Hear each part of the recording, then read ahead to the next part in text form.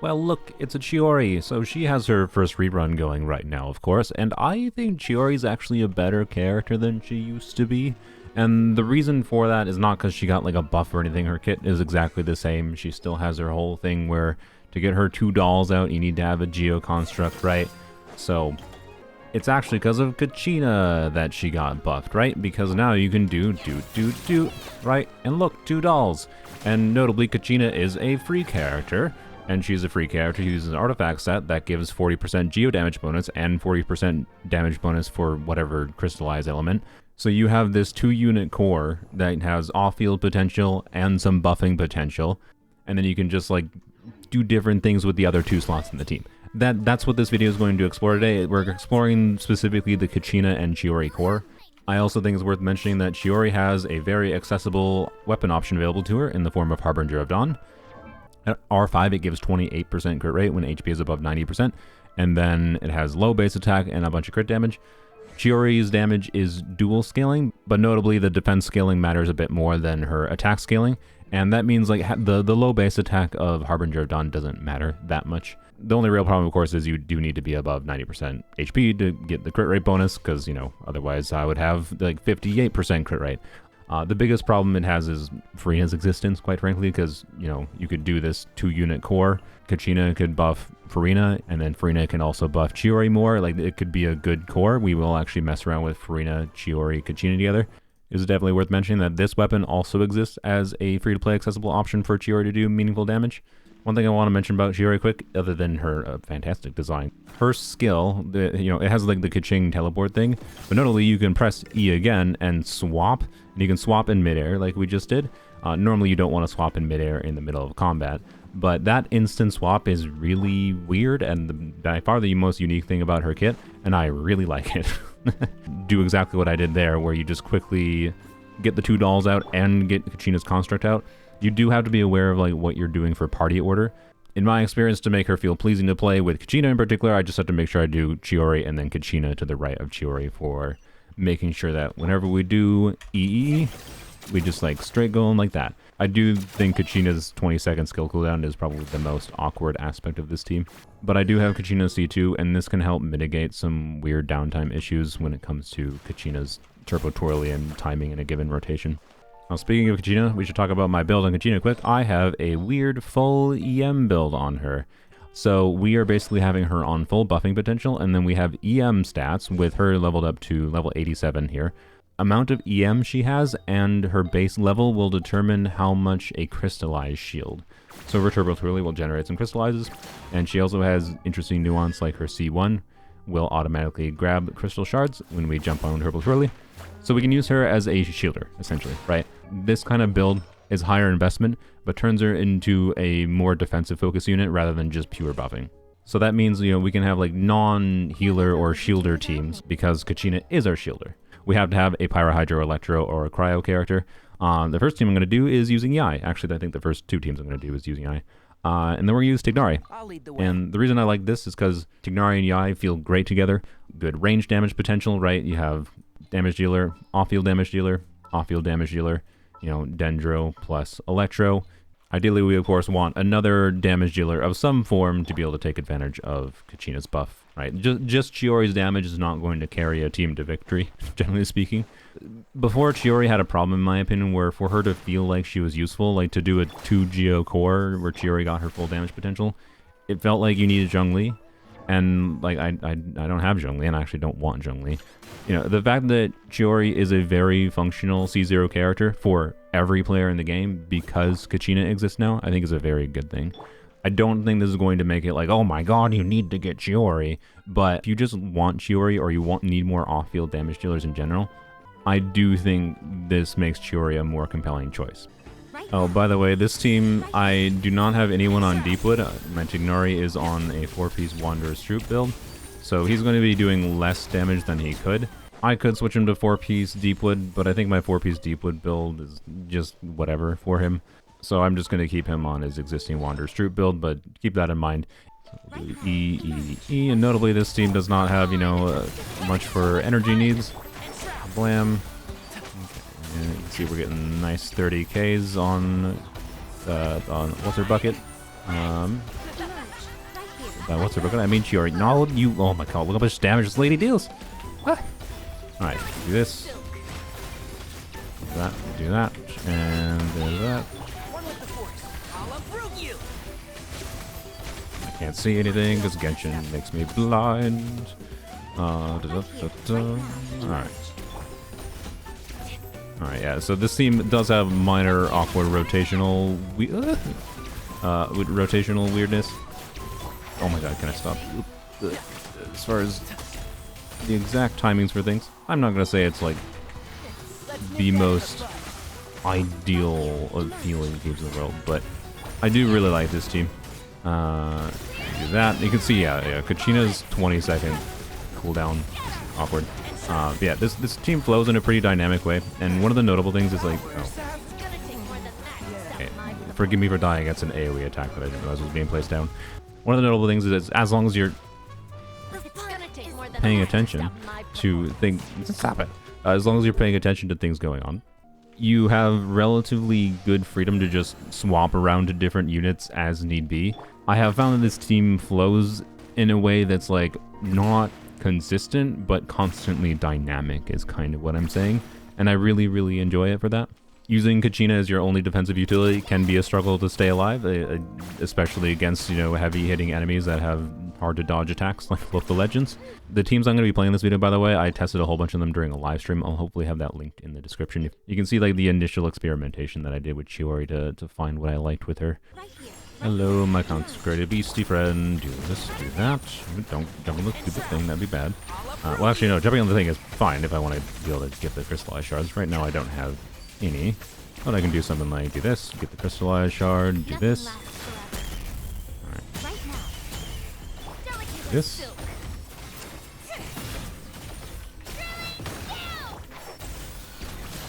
You can see we're doing pretty decently. It's not like this is the most insane team in the world.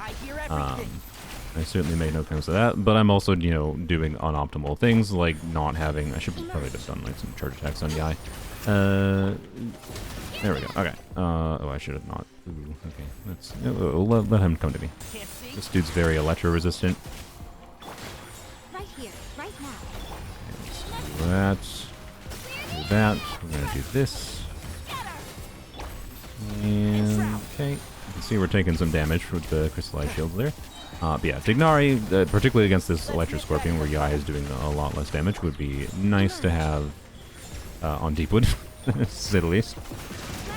But you can see Kachina is doing work here. Not being stupid. Do that. Alright. There we go.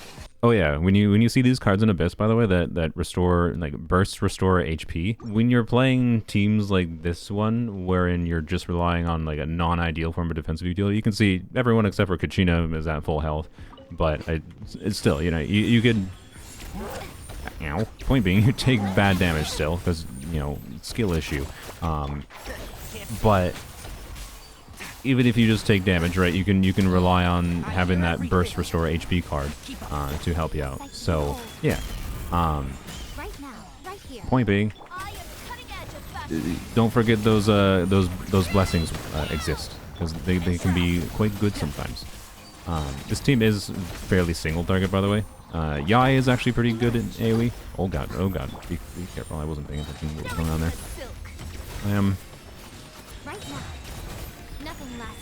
Yeah, you can see when we make use of that burst card, it's great. It works well, and they die. And by the way, yes, I purposely took the Geo focus team on the non-Geo side. Well, and it works on a non-Geo side. Also, I'm not doing any damage. Do this, do that. So yeah, I don't know. I'm not claiming this is an insane team, right? But this is a fairly low investment team. It's using an Electro off-fielder. You could use Fischl. I do think Yae is better. It's using a standard 5-star unit, and I'm using a non-ideal build on them. And it just kind of works pretty well. And it feels good to play. I don't know. I really like teams that have dynamic freeform flows to them. A lot more than teams that have really specific rotations. That might not be your preference. Depends on how you enjoy playing the game. Do that. Alright, no, that was good. I made zero use out of her burst there. And do that. Yeah, considering my non-optimal build, I think that was pretty dang good. This chamber can be weirdly time-wasty, so I'll be honest, I am not very confident in this. We'll see. Yeah, I have the wrong build on the other two, so let's see. Hey, we didn't even kill them in a rotation. That's kind of expected. Do that. Oh, Eula's ER. I didn't think about that, did I? Yeah, Eula kind of has a heavy amount of ER in this team. Alright, well, you know, look, I think the build would have to be reconfigured around it. It's obvious, you can see Chiori is getting pretty decent damage, right? With Sigewinne's buff up, right, we're getting, what, 32k? Realistically, you know who makes the most sense to do with this combo? Yeah, yep, yeah. The dynamic in this team should actually work pretty well, though, because I should be able to use my Sigewinne to do good damage. Now, Harbinger of Dawn should not be particularly problematic here. Don't you suck me. Because Sigewinne's just a good healer for Furina, and as far as like keeping the team's HP topped up, that we should keep, you know, nice 80k there. But yeah, there's a lack of, you know, defense. There's not a lot of options for buffing defense scaling units in the game. You suck me. And that means that we're gonna go over here. By the way, my Furina has much more ER than she needs for a double Hydro team here. And I definitely didn't think about where the dolls were placed for the range, so I've played this incorrectly, that's for dang sure. But, point being, Sigewinne and, sorry, no, Chiori can get meaningful damage here, and she should be fine as far as her HP draining from Furina goes, as long as we keep up Sigewinne's healing, because Sigewinne will constantly heal in small ticks, proccing Furina's passive, which should overheal, and you can see she's staying at 90% or higher HP, right? No. This. Actually, let's do this. Try to break their thing. Alright, do this. Nice. That is a Raven Bow Sigewinne, by the way. Sigewinne's burst can do meaningful damage at low investment. I wonder if it makes sense to bother on filling her at all, but anyways, we cleared, right? Was it the best clear in the world? No. But I think I played it poorly. Furina was also not powered up to the extent she could be powered up here. Like, I could clear it much faster than that. And a good baseline illustration of, you know, being able to do Kachina and Chiori together. I can't say I recommend you.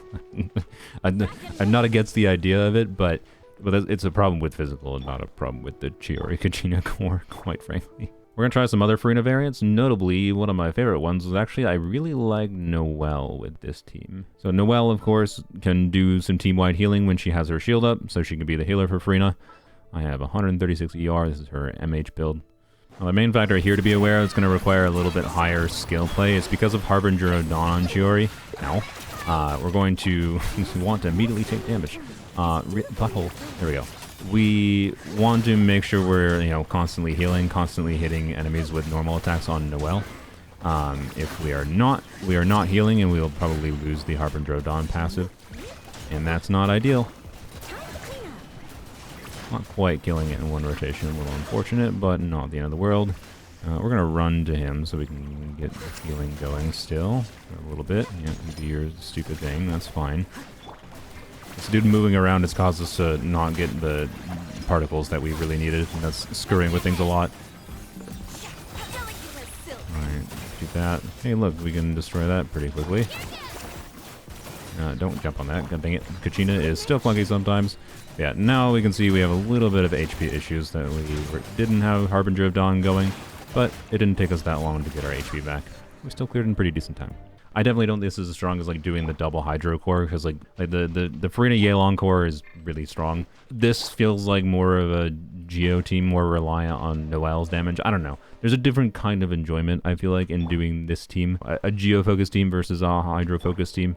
And again, it's just meant to showcase, you know, hey, the C0 Kachina core, and you can work with different configurations of whatever other units. Now, since Chiori does have some attack scaling in her kit, I want to try something weird, like where we leave her on field with Bennett. So we're going to use Bennett as the team's healer in conjunction with Furina. And you know what? I'm gonna put Bennett on 4-piece maidens. It's been a while since I showcased this, but Bennett with 4-piece maidens can actually overheal your characters in conjunction with Furina, and can let you get damage bonus stacks pretty dang fast. And he's still going to be using Aquila for maximum buffing possible. That should be good. I really actually have no idea what kind of damage to expect out of Chiori here. Don't suck me. Alright, do that, do this, and then we switch back to Chiori, do that. Nice, we got 100k burst, I like that. Chiori does have her, like, Geo Infusion, but honestly, I don't think the Geo Infusion is that relevant versus just, like, doing Pyro application and Pyro damage with C6 Bennett.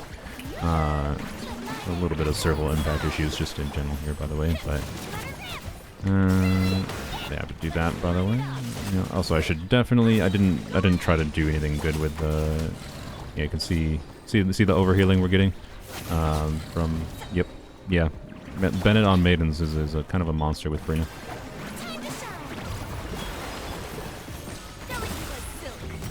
I do have C2 Furina, by the way, so it's kind of unnecessary to do Bennett on Maidens in my case. But I do think it's definitely worth considering if you don't. Considering we have level 1 talents, the normal attack damage is honestly pretty decent. I should have saved that. That was really dumb. Oh well. This is not that amazing, I would say. But it's also not bad. Which is weird. That's what this is. This is a weird team. But that's kind of the illustration I kind of wanted to make anyways, which is fine. I wanted to showcase how, you know, you can do different goofy things like this and still have things work pretty dang well, right? I don't know. Although we are kind of close here. In fact, kind of close, I mean we're going to fail to clear. I am very confident I can clear this, so you know what? Hold please, I'll let you know how many retries it takes. Keeping Harbinger of Dawn up is, I think, the biggest struggle actually I'm having here. I could switch to a different weapon or two, and I think I actually not have some of the problems I'm having.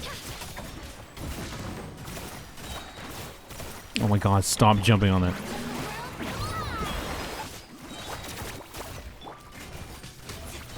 Okay.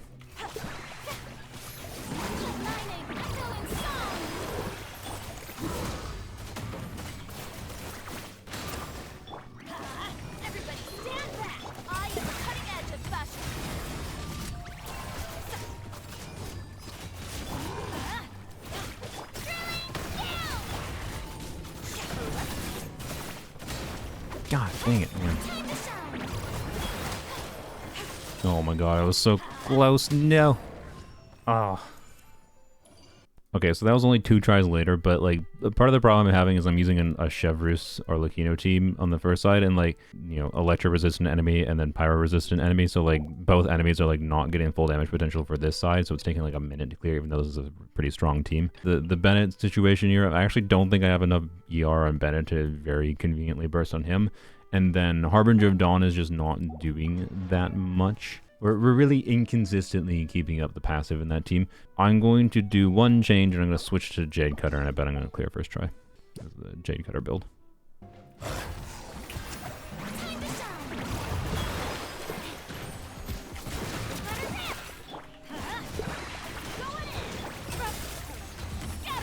I do think the other major thing I'm struggling from is this team doesn't have that much AoE. But I don't know. It's weird. It's weird. This team is very weird. I don't recommend it. Not for this chamber, at least. But I'm stubborn, and I'm gonna make it clear anyways.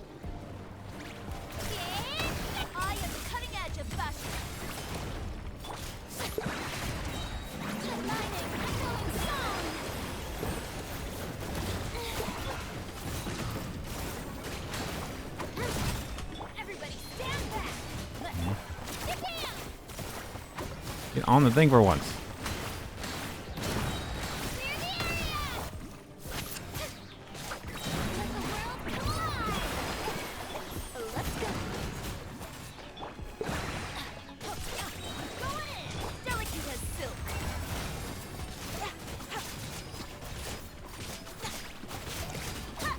Yeah, it is interesting the amount of vapes we are able to trigger when things are going well. On Chiori. On vapes from Furina, that is, not from Chiori.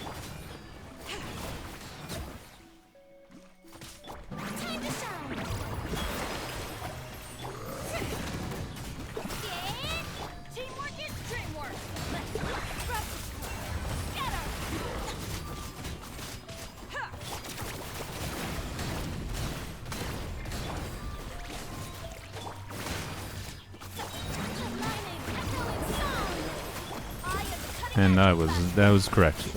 Yep, we cleared with 6 seconds to spare. I definitely could have cleared with Harbinger of Dawn. Yeah, the Bennett Furina Chiori team with Kachina was weird. It played in a goofy way. It was very interesting in how it enabled like Furina to trigger vaporizes, and that means like the team would shine the best if Furina was properly optimized around, rather than this build. I didn't intend to spend the last 20 minutes doing that. I want to do one more thing, and that's actually showing like a pyro on fielder. And this was essentially basically doing mono-pyro, but instead of doing like mono-pyro where you have, you know, Causelus, where Bennett, Xiangling, mono-pyro, right? Instead we're doing a weird core of Chiori Kachina. Because maybe you don't have Xiangling leveled, or maybe you don't have C4 Xiangling, maybe you don't have Kazuha, right? Because like, so like, can you do mono-pyro with this team? And the answer is yes. I believe I fully cleared the Abyss on live stream with Dia. If you want to see Dia, check out my live stream. I'm going to use Arlecchino here just to showcase this. Don't forget to order my team correctly. Arlecchino also has AoE potential, so I don't suspect we'll have anywhere near the... Also, Bennett, I should have put back on an Noblesse build for this team, but whatever.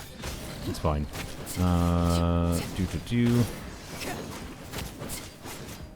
Right, well, a little bit of circle impact problems there, but it's fine. This. We should have waited to do that until they generated their Geo Shields. Same thing with that, actually. Misplays. Good job, me. Alright, do that. I think we are fine, though. Hey, look at that. When we're actually in Bennett buff, we're doing a lot of damage. Crazy.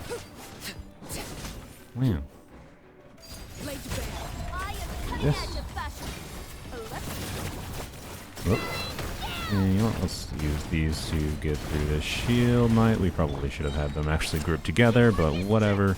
It's fine. As you can see, wow, we can get good, like, you know, Arlecchino damage. Is it as much as, like, doing a... Whoops, didn't mean to do that. Is it as much as doing a normal Arlecchino team? Like a normal mono-pyro on Arlecchino team? Probably not, right? But it's still able to clear. Simply because Claymore attacks were a lot faster at... Oh. Oops. This is certainly in part a skill issue, I do think.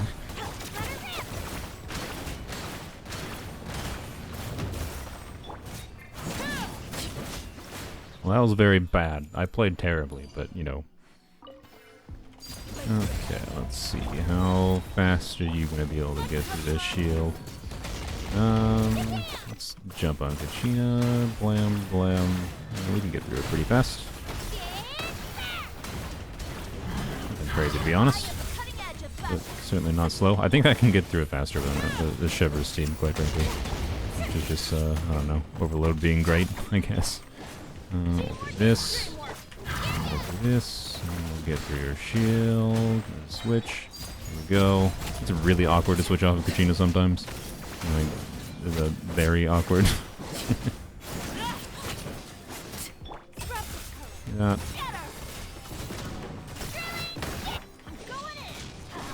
Yeah, I think a Shivers team is still my preference for dealing with this, which is funny. Honestly, I feel like Geo units should probably do more damage to Geo Shields is what I am finding right now.